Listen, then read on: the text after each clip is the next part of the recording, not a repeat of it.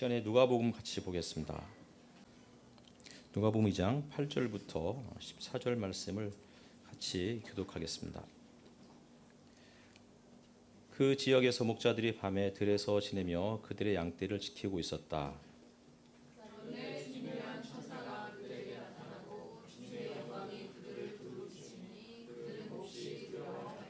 천사가 그들에게 말하였다. 두려워하지 말아라. 나는 온 백성에게 큰 기쁨이 될 소식을 너희에게 전하여 준다.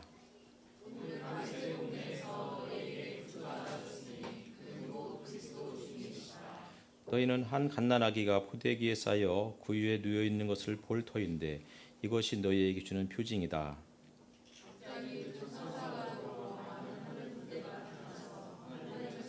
다 같이 읽겠습니다. 더없이 높은 곳에서는 하나님께 영광이요 땅에서는 주님께서 좋아하시는 사람들에게 평화로다. 아멘. 반갑습니다. 오늘 성탄절입니다.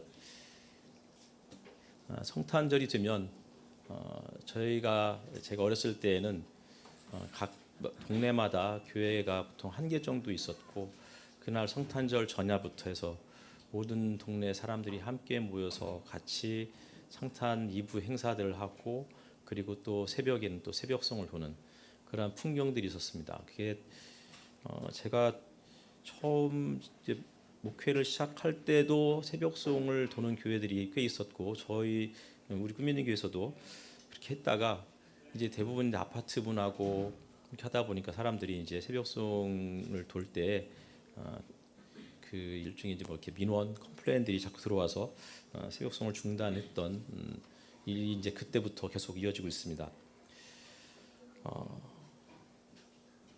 우리는 이제 성탄절을 맞이할 때마다 늘 누가복음이나 혹은 마태복음의 본문들을 가지고 같이 말씀을 나누고 그리고는 함께 짧은 그런 특별한 순서들을 같이 마련해서 그것을 또 함께 보면서 기뻐하고 즐거워합니다. 오늘 본문 바로 앞에는 요셉과 마리아가 아기 예수를 임신한 상태에서 이제 해산할 날이 다가오자 베들레헴에 가서 거기에서 출산하는 그런 장면이 이어졌습니다. 그리고서 바로 이어지는 본문이 오늘 본문이죠. 근데 누가복음 2장 7절에 보면은 여관이라는 이 단어가 나오는데 이것은 상업적인 그러한 숙박 공간이 아니라 일반 가정의 그런 어떤 객실 혹은 사랑방이다라고 지난번에 한번 말씀을 드린 기억이 있습니다. 요셉과 마리아가 고향 베들레헴의 친척 집을 찾아갔습니다. 하지만 그들을 맞이할 수 있는 공간이 없었습니다. 아마도 그들의 인심이 야박해서가 아니고 갑작스럽게 사람들이 호적 등록을 하러 몰려왔기 때문에 가뜩이나 작은 마을에 많은 사람들이 뜻하지 않게 밀려오면서 요셉과 마리아를 위한 혹은 이제 막 태어나실 아기 예수를 위한 그러한 여유 공간을 미리 준비하지 못했던 부분들도 있었을 것입니다. 세상이 참 갈수록 분주하고 그리고 갈수록 각박해지는 것 같은 느낌이 드는 것은 지난번에 그 착한 사마리아인 그 실험을 한 말씀드린 적이 있었는데 사람들이 이웃을 돌보지 못하고 돌아보지 못하는 가장 결정적인 이유는 바쁘기 때문이다. 시간적 여유가 없으면 그렇다면 주변 사람들을 돌아보기가 그만큼 어렵다. 그래서 정말 중요한 것은 우리들에게 좀 분주한 세상 속에서도 좀 덜 분주하게 살아가는 연습들이 필요하지 않을까 싶습니다. 로마 황제 아우구스투스가 세금을 더 많이 거두고 군대를 소집하기 위해서 인구 조사를 하라는 명령을 내렸습니다. 온 세상이 황제의 말 한마디에 움직였습니다. 베들레헴은 다윗의 후손들이 호적을 하러 몰려드는 바람에 북새통을 이루었습니다. 사람들은 로마 황제의 명령을 따르느라 바빴습니다. 우리가 보통 그렇죠. 권력자가 이야기하면 즉각적으로 움직여요. 근데 권력자가 아닌 힘없는 사람들이 어떤 요구를 하면 그것을 들어주는 일들이 너무 더디고 그리고 들어줘도 정말 10분의 1 혹은 100분의 1 이 정도로만 들어주죠. 하지만 권력자가 뭔가를 요구를 하면 대충 이야기해도 그보다 훨씬 많은 것들을 이루어주기 위해서 밑에 있는 사람들이 그렇게 분주하게 움직이죠. 자신의 안위를 챙기고 호적을 등록하고 친척들과 또 안부를 묻느라 베들레헴에 모인 사람들도 아마 정신이 없었을 것입니다. 그들은 객실의 그 공간이 부족했기 때문에 그냥 함께 좁은 공간에 모여서 모처럼 만에 어떻게 지냈는지 서로 돌아보면서 서로 안부를 물으면서 이런저런 수다를 떨면서 시간들을 보냈을 수도 있습니다. 황제의 명령에는 이토록 민감하게 반응을 하면서 사람들이 자기의 본업을 내려놓고 베들레헴까지 찾아와서 함께 같이 시간들을 보내고 그렇게 살게 되지만 하지만 이 땅에서 가장 연약한 모습으로 그러나 이 땅에 진정한 왕이신 예수님이 오셨을 때에는 사람들이 그분을 맞이할 마음의 여유 혹은 물리적인 그런 공간 한 평을 마련하는 것도 어려운 일이었습니다. 오늘날 우리들의 모습이 아닌가 싶습니다. 우리는 너무나 바쁘게 살고 있습니다. 정말 열심히 살아야 될 수밖에 없는 그런 시대이죠. 열심히 살지 않으면 성공을 위해서 하는 사람도 있겠지만 대다수의 사람들은 열심히 살아야만 그나마 현실에 좀 적응하고 그나마 그냥 가까스로 연명할 수 있는 그러한 현실들이 우리에게 찾아왔기 때문입니다. 세상의 권력과 그 흐름에는 즉각 반응하지만 정작 우리 곁에 오신 가장 위대하신 분, 하지만 겉으로는 가장 연약하신 그분의 요구, 그분의 음성 이런 것들을 듣는 것에는 우리가 귀를 막고 있는지도 모르겠습니다. 오스카 와일드라는 그 소설가가 거인의 정원이라는 그 동화책을 썼잖아요. 아마 다들 그 내용을 아실 거예요. 거인이 자기 정원에 아이들이 들어오는 것이 싫어서 높은 담을 쌓았죠. 출입금지, 내 정원은 나만의 것이다. 거인은 안락하고 완벽한 공간을 확보했다고 생각했지만 그 결과는 참혹했습니다. 그 마을에는 꽃이 피고 봄이 찾아왔는데 높은 담을 쌓은 꽉 닫힌 그 거인의 정원에는 영원한 겨울만 계속되었습니다. 당시 베들레헴의 객실들이 어쩌면 거인의 정원이 아니었을까. 정작 예수님은 이 땅의 왕이신 예수님은 맞아들일 수 있는 마음의 여유 혹은 물리적 여유가 없었고 수많은 사람들이 그곳에 모여서 수다를 떨고 북적거릴 때 정작 그 안에는 따뜻한 봄날의 기운이 아니라 늘 경쟁과 혹은 치열한 어떤 다툼 이런 것들만 이어지지 않았을까. 하지만 이 거인의 정원이라는 이 동화 속에서 기적이 일어나죠.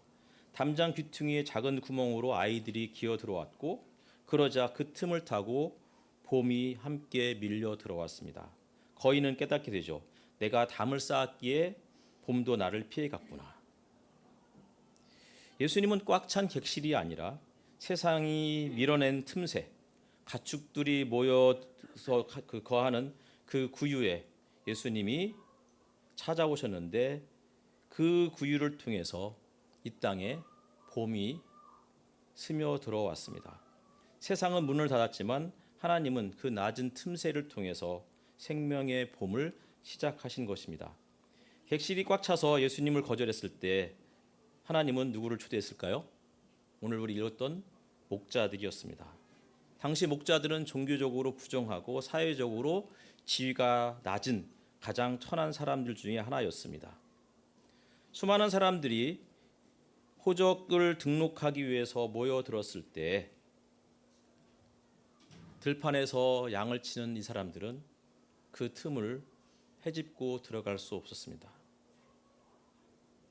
그들은 들판 밖으로 밀려난 사람들이었습니다. 마치 거인의 정원 밖에서 떨고 있는 아이들처럼 말이죠. 그런데 하나님께서는 바로 그들을 하나님 나라의 첫 번째 손님으로 초대하셨습니다. 만약에 예수님이 따뜻한 객실에서 태어나셨다면 냄새나는 목자들은 감히 그 문턱을 넘지 못했을 것입니다. 하지만 예수님이 구유에 계셨기 때문에 목자들도 주저없이 예수님께 달려갈 수 있었습니다. 하나님은 중심에서 배제된 그런 사람들을 통해서 자신의 구원의 역사, 생명의 봄날을 시작하시는 분이었습니다. 그러니까 목자들은 지금 오늘날 우리의 모습으로 이야기하면, 그 사회적 현실로 이야기하면 노동자들 중에서도 그냥 일용직 이런 사람들이었을 것입니다. 그런데 그런 사람들을 예수님은 첫 번째 손님으로 그들을 정식으로 이렇게 초대하신 것입니다. 14절로 보면 더없이 높은 곳에서는 하나님께 영광이요 땅에서는 주님께서 좋아하신 사람들에게 평화다 이렇게 이야기했습니다. 영국의 위대한 신학자 톰 라이트가 이 구절을 통해서 로마 황제 팍스 로마나 로마의 평화에 대한 예수 그리스도의 혹은 초기 기독교의 정면 도전이다 이렇게 이야기했습니다. 당시 베들레헴을 북적이게 만들었던 인구조사는 로마의 평화를 유지하기 위한 수단이었습니다. 세금을 걷고 힘으로 찍어 눌러서 유지하는 가짜 평화였습니다. 그 평화를 따르느라 사람들은 너무나 분주했고 이웃을 돌아볼 여력이 없었습니다. 하지만 톰 라이트가 말하듯이 구유에 오신 예수님은 진정한 왕의 등극이었습니다. 우리 아까 불렀던 고요한 밤 거룩한 밤에 왕이 나셨다. 예수님의 평화는 힘으로 군림하는 평화가 아니라 자신의 살을 찢어 담을 허무는 평화였습니다. 세상은 카이사르의 질서에 맞춰 사느라 여유가 없었지만 하나님은 낮고 더러운 짐승의 밥통에서 온 세상을 위한 참된 평화를 시작하신 것입니다. 이제 우리의 삶을 돌아볼 때입니다.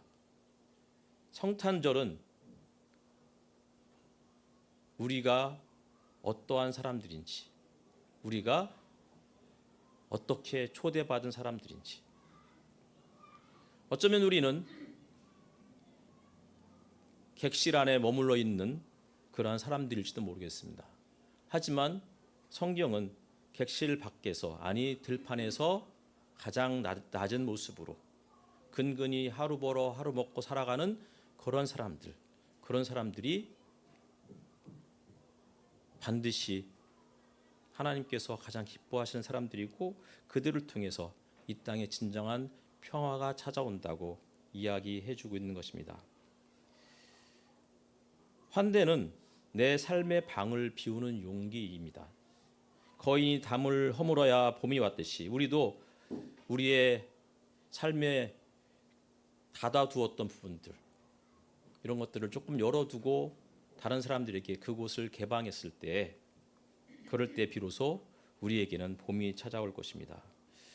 지난해 요맘때 12월 29일 무안공항 참사로 175명의 희생자가 그렇게 발생했습니다. 기쁜 성탄절에 왜 이런 이야기를 해야 하느냐? 기쁜 성탄절이기 때문에 이런 이야기를 해야 됩니다. 가장 연약한 모습으로 오신 그분께서 가장 연약한 힘없는 사람들을 그분이 초대하셨기 때문입니다. 병상에서 고통받고 있는 문정심 자매를 위한 또 기도의 자리도 우리가 만들어야 합니다. 어제도 이제 우리 정현 자매하고 잠깐 가서 한 2시간 이렇게 수다 떨다 왔는데, 정심 자매가 저하고 이야기를 하면 제가 항상 정심 자매를 대놓고 디스한다고, 자꾸 이렇게 디스를 해야 사람이 더 강해지는 것 같더라고요. 하여튼 그래서 그냥 워낙 이렇게 허물 없이 지내는 그런 사이다라고 생각하니까 편하게 이렇게 이야기도 하고, 때로는 정심자매에게 그래서 좀 마음의 상처를 줬을 수도 있다라는 생각도 하지만, 그러나 그 상처 주는 게 두려워서 내가 그것을 거절하거나 찾아가기를 꺼려 한다고 하면, 그렇다면 상처는 없을지 모르겠지만 관계는 더 이상 발전되지 않을 것 같습니다. 우리 정심자매를 뭐 분명히 설교는 안 들을 거예요. 어제도 분명히 얘기했어요. 자기는 그 시간에 게임을 한다. 그래서 설교를 듣지 않지만 우리의 마음속에 정심자매가 늘 있었으면 좋겠고, 그리고 어제 의사분도 정심자매가 잘 회복되지 않는 이유가 병원에서 주는 저염식 밥을 3주간 안 먹고